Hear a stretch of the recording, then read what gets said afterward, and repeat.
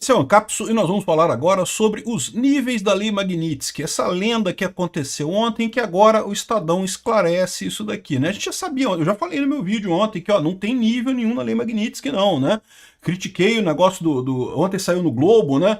Essa notícia de que o diretor do Banco Central comenta o alcance da Magnitsky, na visão dele teria níveis, 3 níveis, e o Alexandre de Moraes está no nível mais brando e não sei o que lá.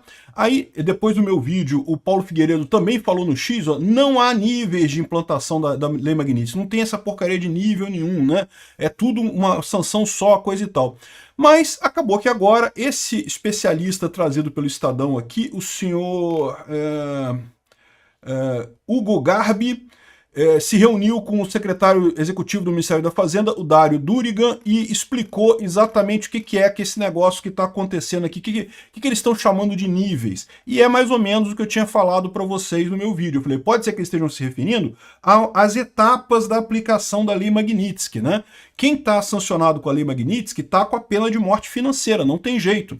Mas essa implementação pode depender dos níveis ali. Você faz uma coisa, se a pessoa ainda conseguir sobreviver, você vai para outra, mais sanções, e coloca mais sanções, e é isso que está acontecendo, é o que explica o especialista aqui. Vamos entender esse caso aqui. Essa notícia foi sugerida por Diego Morsa. Um ótimo domingo a todos do canal e várias outras pessoas. Obrigado aí ao pessoal que sugeriu notícias lá no nosso site, no visãolibertaria.com. E obrigado a você que está assistindo o nosso vídeo. Se você gosta do nosso conteúdo, por favor, deixe o seu like, se inscreva aqui no canal, né? Pois bem, como a gente falou ontem, né, esse papo de níveis da Lei Magnitsky não quer dizer absolutamente nada. Não existe níveis na Lei Magnitsky, né? Eu fui muito claro no meu vídeo sobre isso. Agora, saiu mesmo essa notícia no Globo dizendo que ela teria 3 níveis, ou teria níveis de aplicação, e não tem isso, né?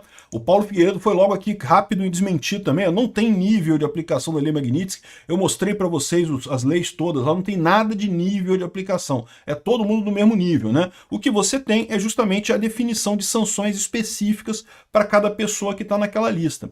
Para a maior parte das pessoas nem precisa esperar isso, porque no final das contas, quando o nome da pessoa foi colocado na lista da OFAC, os bancos já querem parar de fazer negócio com aquela pessoa. Eu não vou querer arriscar nada para continuar tendo a conta daquela pessoa. É uma conta sancionada. Então, muitas vezes, o que eles podem estar querendo dizer com esse nível, né? Quando bota o nome na lista, que seria o primeiro nível, os bancos já cortam tudo. Mas, à medida que o tempo vai passando, isso segue um processo, né? O governo americano manda a lista de sanções específicas daquela pessoa. E aí seria, talvez, o que eles estão chamando de segundo nível, né? E é mais ou menos isso que eu falei no meu vídeo, que o rapaz está explicando aqui também, ó. As sanções contra o ministro Alexandre de Moraes do Supremo Tribunal Federal podem ser graduais e escalarem ao longo do tempo, levando Moraes a punições mais duras em até 1 ano, de acordo com especialistas ouvidos pelo Estadão. Não é que pode no sentido de pode no sentido que vai, tá? Vai acontecer isso, tá? Aqui, ó. O governo Donald Trump aplicou a Lei Magnitsky contra Moraes no dia 30 de julho, a mesma punição dada a estrangeiros acusados de corrupção ou violações graves dos direitos humanos. O que, exatamente, ou seja, aplicou de forma correta contra o Alexandre de Moraes. Violações gravíssimas de direitos humanos. Pessoas morreram na mão do Alexandre de Moraes. O Clezão morreu na mão do Alexandre de Moraes. Tantas outras pessoas foram feridas, foram torturadas, sofreram prisões arbitrárias na mão desse facínora, né? E corrupto, meu amigo, certamente é corrupto, pô. É amigo do Lula, não vai ser corrupto. A medida é inédita contra um cidadão brasileiro. O alcance completo é imprevisível, segundo juristas, né? Com base na lei, Moraes poderia ter os bens e contas bloqueados nos Estados Unidos se esses ativos no país americano, mas também pode ser proibido de ter conta bancária em bancos brasileiros e usar cartão de crédito como Visa e Mastercard em função de relações das instituições financeiras com bancos americanos e coisa e tal. Até mesmo uma conta na Apple e uma assinatura da Netflix ou um perfil no Spotify podem ser negados ao ministro. Não, eles estão falando que tudo pode, mas na verdade isso vai acontecer, tá? Aí que tá o ponto que o especialista fala aqui, é porque é questão do tempo. Aqui, ó, quando a lei é aplicada, o sancionado já está sujeito a todas as restrições, mas não é tudo aplicado ao mesmo tempo. Então, tá vendo? É isso que é os níveis que eles estão se referindo aqui. Não é o nível de rigor da lei. Quando você está nessa lista, tudo já está valendo para você. Mas com o tempo que as coisas vão acontecendo. Então, aqui, ó. Os magnatas, isso que falou foi justamente o professor de Ciências Econômicas da Universidade Presbiteriana Mackenzie, o tal do Hugo Garbi, né? Os magnatas russos punidos após o início da guerra da Ucrânia, em 3 meses receberam notificação de contas encerradas em plataformas digitais. Depois, ao longo do tempo, a pessoa não pode mais utilizar cartão de crédito. Em até um ano, perde todos os acessos. Vai sangrando. Por que isso? Porque depois que você botou o nome da lista, mais uma vez, para a maior parte das pessoas, os bancos já começam a cortar automaticamente, porque sabe que a pessoa é sancionada, né, já tem que cortar tudo. Mas, à medida que vai passando o tempo, o governo americano começa a mandar as ordens para os bancos. Olha só, você tem que cortar a conta desse cara, esse cara está no OFAC. O Apple, se tiver uma conta no nome do Alexandre de Moraes, tem que cortar essa conta, o cara está no OFAC, não pode ter. Ele vai mandando essas ordens, essas sanções específicas ao longo do tempo, e a tendência é que, à medida que o tempo vai passando, a pessoa vai sendo mais sancionada, né?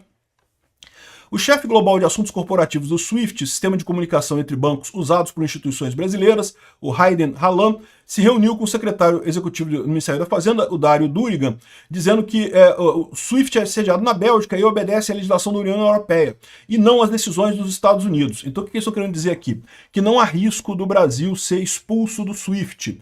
O que não é bem verdade, tá? Dependendo de como sejam as sanções, lembra que o SWIFT precisa trabalhar nos Estados Unidos. O SWIFT precisa obedecer, portanto, a lei Magnitsky. E se o SWIFT não obedecer isso, no final das contas, quem manda no dólar, manda no mundo, inclusive no SWIFT. Essa ideia de que, não tem o risco do Brasil ser chutado fora do SWIFT, veja, eu não acho que vai acontecer do Brasil ser tirado do SWIFT. Tá? Isso é uma medida muito drástica. Até aqui, o único país que sofreu esse tipo de medida foram dois países, na verdade, o Irã e a Rússia. Mas vocês sabem que o Lula é amigo do cara do Irã, o Lula é amigo do cara da Rússia. Então, assim, eu não acho que a gente vai chegar nesse ponto. Mas que, em tese, é possível sim, tá? Sanções, inclusive, no SWIFT. Mas eu estou querendo dizer isso aqui, não, que não precisa se preocupar, porque o Brasil não vai ser excluído do SWIFT. Não é bem assim não, cara. Pode ser excluído via Estados Unidos, sim, porque os Estados Unidos é quem controla o dólar. É os Estados Unidos que é o dono do dólar no mundo inteiro. O SWIFT é usado principalmente por dólar. Pode ser que os bancos brasileiros sejam obrigados a operar o SWIFT só em euro, mas eu nem sei se tem como fazer isso, né? Aqui, ó. Hayden esclareceu que o SWIFT sediado na Bélgica segue o marco legal europeu e não está sujeito a sanções arbitrárias de países específicos. Mas aí que tá, né? Mas a Rússia, por exemplo, não usa o SWIFT. Existe uma sanção contra a Rússia nesse caso. Eles querem dizer que sanções arbitrárias, não, porque só os Estados Unidos que está contra o Alexandre de Moraes. E aí tem um outro problema também, que é a possibilidade das sanções virem também da Europa. Já tem negociação no Parlamento Europeu, vocês sabem, de investigação para aplicar as mesmas sanções a Alexandre de Moraes lá na Europa. Aqui, ó, os especialistas comentam que a lei não é clara nem objetiva sobre todas as sanções possíveis, o que aumenta a incerteza do que acontecerá na prática contra Moraes, especialmente porque ninguém no Brasil havia sido punido. Então, o que o pessoal está comentando aqui é que, primeiro, eles não sabem o que fazer. Tá todo mundo perdido. Mas o ponto é esse, não tem porcaria de nível nenhum na lei Magnitsky. O que acontece só é o tempo que a coisa leva para acontecer, que está acontecendo, e que, por enquanto, o Alexandre de Moraes não está sentindo muito, porque os bancos brasileiros estão achando que podem se livrar dessa história. Não, é só eu ficar aqui quietinho, não vou falar nada não. Daqui a pouco vai vir um aviso americano para os bancos brasileiros para fazerem a exclusão das contas do Alexandre de Moraes. O que eles vão fazer nessa situação, meu amigo? Eu não sei, mas pode ser catastrófico para os bancos brasileiros. Como eu já expliquei para vocês, a ideia, né, se fosse uma pessoa normal, se não fosse o Alexandre de Moraes, o banco rapidamente cortaria a conta da pessoa. O banco teria que escolher entre fazer negócio com os Estados Unidos ou ter a conta de uma pessoa. Por mais que essa pessoa seja muito rica, tenha muito dinheiro, movimente muita coisa, nunca que vai valer a pena para o banco cortar os negócios nos Estados Unidos. É muito melhor abrir mão dessa pessoa, né? Agora, o problema do Alexandre de Moraes é que a conta dele nem deve ser tão lucrativa assim, deve ser pouca coisa, comparado com grandes industriais brasileiros, mas no final das contas, ele é ministro do STF. O que pode acontecer? Ele pode dar uma ordem obrigando o banco a manter a conta dele.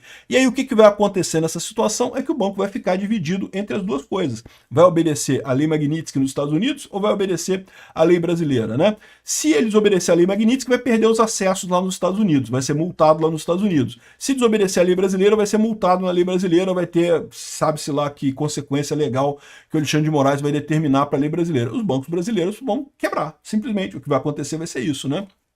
Vai ser divertido de ver acontecer essa história toda, porque esse pessoal todo apoiou o Lula. Os bancos brasileiros adoram o Lula, porque o Lula gasta dinheiro pra caramba, muita dívida e coisa e tal, aí os bancos sempre têm lucros recordes quando o Lula é presidente, né? Aí entraram pelo cano nessa brincadeira.